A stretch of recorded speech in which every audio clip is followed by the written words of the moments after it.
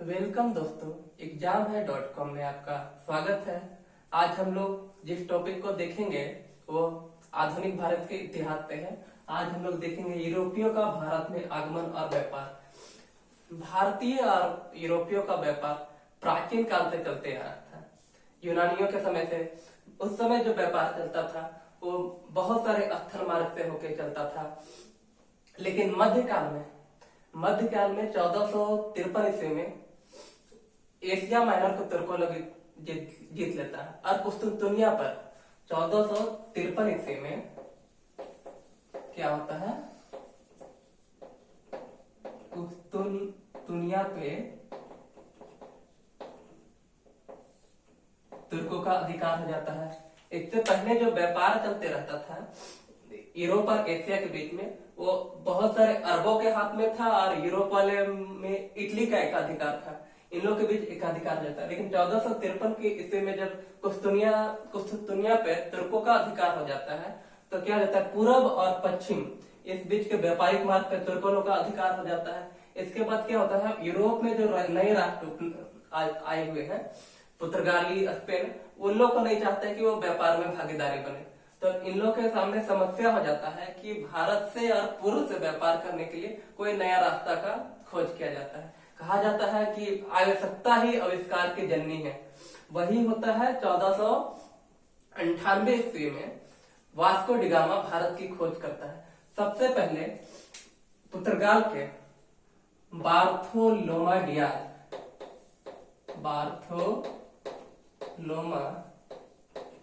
Diaz 1486 ईस्वी में, जो एक पुर्तगाली नागरिक है, भारत की खोज के लिए निकलते हैं। लेकिन ये केप ऑफ गुड होप तक पहुंचते हैं, वहां से ही वापस चले जाते हैं, वो भारत तक नहीं पहुंच पाते हैं। फिर 1492 ईस्वी में स्पेन का कोलंबस भारत की खोज के लिए निकलता है, लेकिन यह भारत की जगह अमेरिका की खोज कर बैठता है। इसे लगता है, इसे जहां मालूम था कि पृथ्वी गोल है, वो पूरब की जगह पश्चिम की ओर मुड़ता है। सोचता है कि पश्चिम से भी जाएंगे तो भारत तक पहुंच जाएंगे, लेकिन वो अमेरिका पहुंच जाता है और अमेरिका की खोज कर बैठता है। एक्चुअली होता क्या है, 15वीं सदी में यूरोप के जो राष्ट्र पुर्तगाल है, स्पेन है, इन लोग को एक अफ्रीका जो देश है वो व्यापार करने के लिए मिल जाता है। अफ्रीका का सोना और हाथी दांत इन लोग को बहुत अधिक आकर्षित करता है। तो ये लोग क्या करते हैं, इसमें स्पेन हो गया, पुर्तगाल, अफ्रीका से सोना और हाथी दांत का व्यापार करते थे। बाद में धीरे धीरे क्या होता है कि ये लोग गुलामों का व्यापार करने लगते हैं। गुलामों का व्यापार करने में करते करते क्या होता था, पहले स्पेन से, माफ कीजिएगा, यूरोप से ये लोग निकले, अफ्रीका तट पर पहुंचे और निग्रो लोगों से कारखानों का माल का अदला बदली करते थे। उसको ले जाके वेस्ट इंडीज और उत्तरी अमेरिका और दक्षिणी अमेरिका, यहाँ के लोग व्यापारियों के पास समुद्री तट पे बेच देते थे। बाद में यहाँ पे अंग्रेजों लोगों का कभी अधिकार हो जाता है, व्यापार करने लगते हैं अंग्रेज लोग, और इसमें फिर स्पेन भी शामिल हो जाता है, डच भी शामिल हो जाता है। और होता क्या है कि बाद में इसमें यहाँ के भी व्यापार में भी अंग्रेज लोग हावी हो जाते हैं। अंग्रेज लोग क्या करते थे, यहाँ से आए, यूरोप से आए, अफ्रीका के तटों में कारखानों का कच्चा माल लेके आते थे, अफ्रीका के व्यापारी को देते थे। वहां से वो उसका पैसा लिए, वहां से जो भी उसका उत्पादन हुआ, उत्पादन वाला सामान, खाद्यान्न का सामान लेते थे। उसके बाद वहां से गुलाम को लोगों को लेते थे, उत्तरी अमेरिका, दक्षिणी अमेरिका और वेस्ट इंडीज में बेच देते थे। ये लोग गुलाम लोग क्या करते थे, वहां पे के खेतों में, बगानों में काम करते थे, फिर उससे भी जो आमदनी होता था। इस तरह से यूरोप की इन कंट्रियों को 3 तरफा मुनाफा हो रहा था। उसके बाद क्या होता है, 1498 ईस्वी में पुर्तगाल से निकलता है वास्को डी गामा।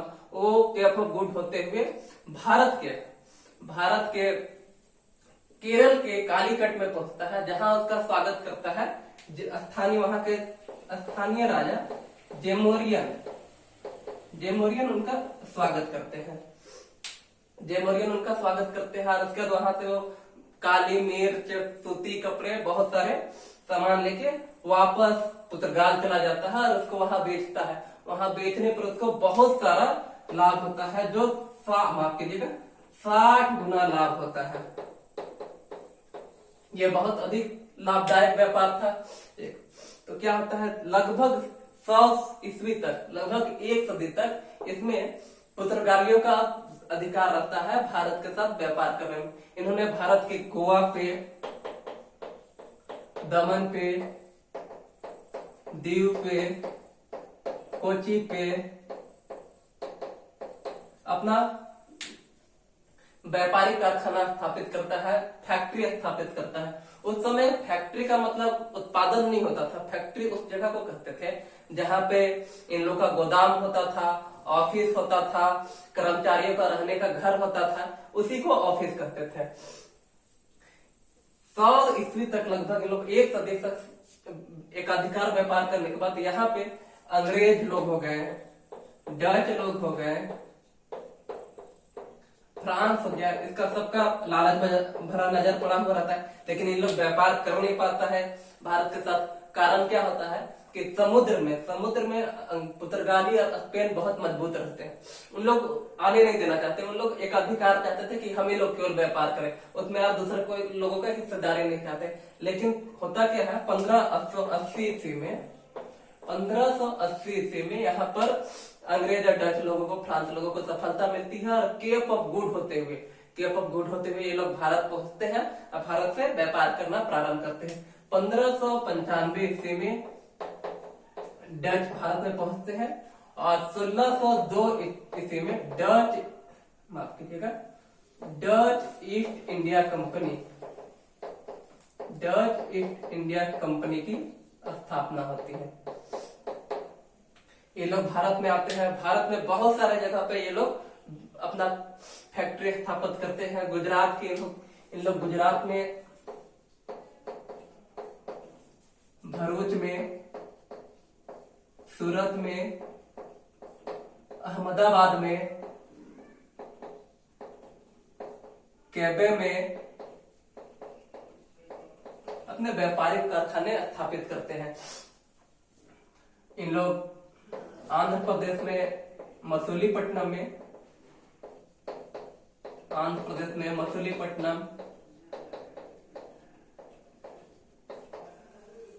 बिहार में पटना में, उत्तर प्रदेश में आगरा में, बंगाल में चिंसुरा में, ऐसे बहुत सारे जगहों पर इन्होंने अपना फैक्ट्री स्थापित करते हैं, फैक्ट्री लगाते हैं।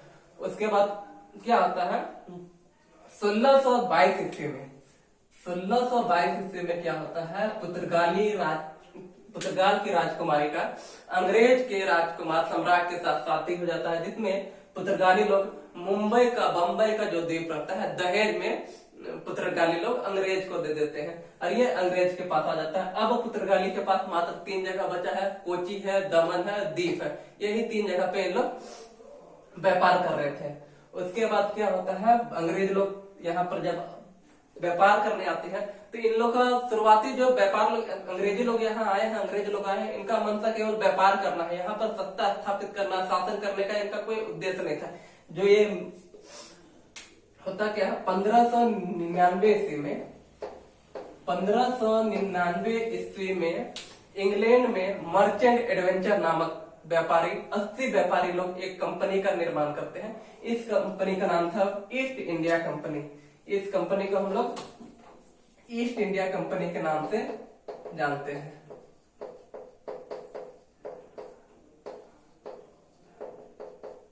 ईस्ट इंडिया कंपनी की स्थापना होती है और 31 दिसंबर 1600 ईस्वी में महारानी एलिजाबेथ इसको मान्यता देते हैं, इस कंपनी को पूर्व में व्यापार करने के लिए, जिसमें वे संधि कर सकते थे, लड़ाई लड़ सकते थे, फैक्ट्री स्थापित कर सकते थे। ये सब इन लोगों को मान्यता मिलता है अंग्रेज की महारानी एलिजाबेथ के द्वारा। इन लोग भारत आते हैं, इन्होंने अंग्रेजी लोगों ने भारत में अपना सबसे पहला फैक्ट्री पश्चिम तट पे 1608 ईस्वी में सूरत में स्थापित किया। उसके बाद दक्षिण में इन्होंने सबसे पहला अपना फैक्ट्री 1611 ईस्वी में मसूलीपट्टनम में स्थापित करते हैं। मसूलीपट्टनम आपका आंध्र प्रदेश में। यहाँ से क्वेश्चन पूछा जाता है दक्षिण में अंग्रेजों ने भारत में सबसे पहला फैक्ट्री कहाँ स्थापित किया था, तो वो मसूलीपट्टनम में था 1611 ईस्वी में। 1608 ईस्वी में इन्होंने जो अपना पहला फैक्ट्री स्थापित किया था वो सूरत में था। पूर्व में पूछा जाएगा तो पूर्व में 1633 ईस्वी में इन्होंने उड़ीसा में स्थापित किया था। बंगाल में पूछा जाएगा तो बंगाल में 1651 ईस्वी में हुगली में किया था। तो होता क्या है, 1608 ईस्वी में मुगल सम्राट के पास अंग्रेज अधिकारी कैप्टन हॉकिंस जाते हैं और व्यापार करने की आज्ञा मांगते हैं। उन्हें शाही आदेश मिलता है कि भारत के पश्चिमी तट पे वो अपना व्यापार कर सकते हैं, फैक्ट्री स्थापित कर सकते हैं। इनकी लालसा और बढ़ती है। 1615 ईस्वी में टॉमस रॉ फिर जाते हैं। टॉमस रॉ जाते हैं मुगल सम्राट के पास और वहां से फिर वो शाही फरमान प्राप्त करते हैं, जिसमें उन्हें भारत में मुगल शासित जगहों पर व्यापार करने की छूट मिल जाती है। ये लोग व्यापार करने लगते हैं। 1623 ईस्वी तक भारत में ईस्ट इंडिया कंपनी का मतलब व्यापार था, बहुत तेजी से नहीं फैल रहा था, बहुत सीमित जगह पे था। ये लोग मात्र सूरत में अपना फैक्ट्री स्थापित किए थे, मसूलीपट्टनम में थे, अहमदाबाद में थे, यही 5-6 जगह पे ही मात्र स्थित थे। लेकिन धीरे धीरे इनका दायरा बढ़ता जाता है। 1639 ईस्वी में क्या होता है, 1639 ईस्वी में मद्रास के एक स्थानीय राजा ने एक अंग्रेजों को एक पट्टा देता। उस पट्टा में वो इन लोगों को जो अधिकार मिलता है शासन करने का, जमींदारी का, सिक्के ढालने का, किले बनाने का, उसमें सैनिक रखने का। लेकिन उसके बदले में क्या था, जो उनको चुंगी प्राप्त होगी उसका 50% राजा को चाहिए था। अब यहाँ से क्या होता है, अंग्रेज लोग शासन करने का दिमाग में आ जाता है। इससे यही पता चलता है कि ब्रिटेन में जो ईस्ट इंडिया कंपनी के डायरेक्टर थे वो पत्र लिखते हैं मद्रास के जो अधिकारी को, अंग्रेज अधिकारी को, कि वहां धीरे धीरे एक अपना किला बनाया जाए और जो किला बनाने का जो खर्च होगा वो भारतवासी ही देंगे, वहां के नागरिक से ही लिया जाए। अब होता क्या है, 1639 ईस्वी में वहां शासन होने लगता है। धीरे धीरे अंग्रेजों को लगता है कि नहीं, हम यहाँ मजबूत हो गए हैं। वो लोग सैनिक का प्रयोग करते थे। जहाज, इन लोग की समुद्र में जो जहाज थे वो बहुत मजबूत थे। भले ही इन लोग जमीन में मुगलों के सामने कमजोर है, लेकिन समुद्र में ये लोग, इन लोग की जो सैनिक थी, तोपें थे, वो काफी मजबूत थी। 1684 ईस्वी में क्या होता है, इन्होंने हुगली को तहस नहस कर दिया। अब इन लोग अपना राज्य स्थापित करने के बारे में सोच रहे हैं, शासन करने के बारे में सोच रहे हैं। लेकिन इस समय इन लोगों ने, अंग्रेजों से बहुत बड़ी गलती हो जाती मुगल लोग को कमजोर समझने का। उस समय औरंगजेब का शासन रहता है, औरंगजेब राजा रहते हैं, और इस समय भी मुगल बहुत मजबूत रहते हैं। इनको यहाँ से मुगल आता है, मुगल लोग आते हैं, हुगली से इन लोग को खदेड़ देते हैं। इन लोग गंगा नदी के मुहाने पर जाके शरण लेना पड़ता है, जहाँ बहुत सारा बीमारी पनपता है, वहां रहते हैं। उसके बाद बम्बई प्रेसिडेंसी में भी क्या होता है, घेरा लग जाता है। मद्रास प्रेसिडेंसी में भी अंग्रेजों को खाली करा दिया जाता है। सूरत वाला फैक्ट्री पे भी मुगलों का कब्जा हो जाता है। लास्ट में अंग्रेज स्थिति को समझते हैं और उन लोग पहले से चापलूस होते हैं। करते क्या है, फिर जाते हैं मुगल के दरबार में, माफी मांगते हैं और कहते हैं कि आपके ही आज्ञा के अनुसार हम भारत में अपना व्यापार करेंगे। मुगल सम्राट रहता है, वो इसलिए भी उनको आज्ञा दे देता है कि उनको लगता है कि भारत में व्यापार, अगर विदेशी लोग व्यापार करते हैं तो इससे यहाँ के जो दस्तकार है, व्यापार है, उसको फायदा होगा और इससे हम टैक्सेशन में वृद्धि होगी, हमको टैक्स ज्यादा प्राप्त होगा। इसलिए फिर से इन लोग गलती को माफ कर देते हैं। फिर यहाँ से इन लोग व्यापार करना प्रारंभ कर देता है। उसके बाद क्या आता है, बिहार में, माफ कीजिएगा, बंगाल में इन लोग व्यापार कर रहे थे। बंगाल 1717 ईस्वी में एक बार फिर से इन लोग मुगल दरबार में जाते हैं और फर्रुखसियर से एक फरमान प्राप्त करते हैं, जिसमें इन लोग को व्यापार करने का अधिकार मिलता है। इन लोग को बंगाल के कालीकत, गोविंदपुर और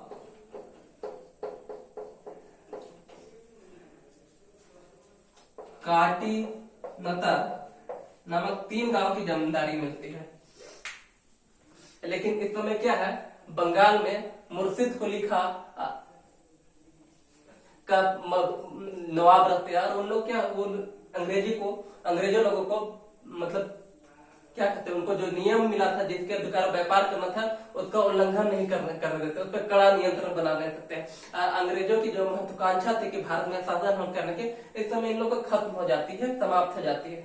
1639 ईस्वी में, माफ कीजिएगा 1739 ईस्वी में क्या होता है, 1748-39 ईस्वी में नादिर शाह का आक्रमण होता है भारत में, और अंग्रेजी मुगल सत्ता का जो कमजोरी है वो पूरे देश के सामने खुलकर सामने आ जाता है। पता चल जाता है कि ये लोग काफी कमजोर है। लेकिन अभी भी विदेशी लोगों का भारत में आना उतना संभव, आसानी से संभव नहीं है, क्योंकि पश्चिम में मराठा लोग काफी मजबूत है, पूर्व में मुर्शिद कुली खां का मजबूत शासन है, लेकिन यहाँ दक्षिण वाला एरिया पे कोई केंद्रीय शासन का नियंत्रण नहीं रहता। दक्षिण में इसका अंग्रेज लोग फायदा उठाते हैं और यहाँ अपना व्यापार करना चाहते हैं, क्योंकि 1565 ईस्वी में जो विजयनगर का महान साम्राज्य था वो समाप्त हो गया। 1565 ईस्वी में विजयनगर का महान साम्राज्य वो समाप्त हो गया। यहाँ छोटे छोटे राज्य हैं, अब अंग्रेज लोग उसको पैसा देके अपने और मिला ले रहे हैं, नहीं तो अपना सैनिक से उसको धमका रहा है, डरा के अपने अधीन कर ले रहे हैं। अब यहाँ से इन लोग का जो यहाँ शासन करने की महत्वाकांक्षा थी वो फिर से आरंभ हो जाती है। धन्यवाद।